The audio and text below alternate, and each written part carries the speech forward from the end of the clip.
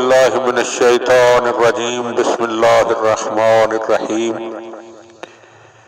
مولا کائنات حضرت امیر المومنین علی ابن ابی طالب علیہ السلام کے مجموعہ کلام نہج البلاغہ کے پہلے باب کا خطبہ نمبر 50 ومن خطبۃ اللہ علیہ السلام، آپ علیہ السلام کا خطبہ۔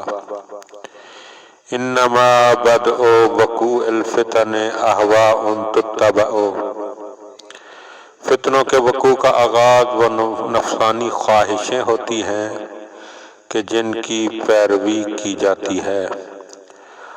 وَأَحْكَامٌ تُبْتَدَأُ يُخَالِفُ فِيهَا کتاب اللہ وَيَتَوَلَّى عَلَيْهَا رِجَالٌ عَلَى غَيْرِ دِينِ اللہ،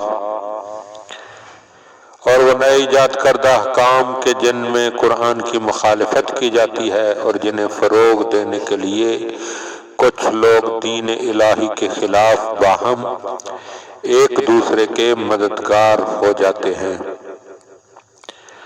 فلو ان الباطل خلص من مزاج الحق لم یخفى علی مرتدین، تو اگر باطل حق کی آمیزش سے خالی ہوتا تو وہ ڈھونڈنے والوں سے پوشیدہ نہ رہتا۔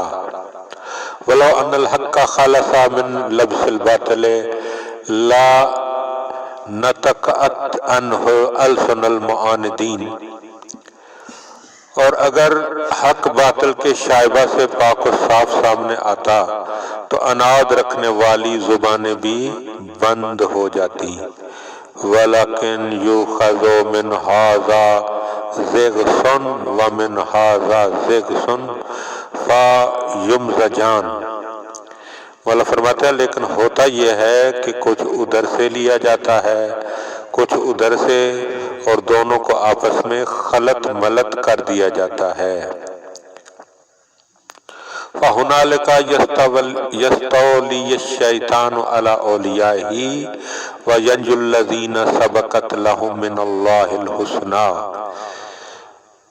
اس موقع پر شیطان اپنے دوستوں پر چھا جاتا ہے اور صرف وہی لوگ بچے رہتے ہیں جن کے لیے توفیق الہی اور عنایات خداوندی پہلے سے موجود ہوں۔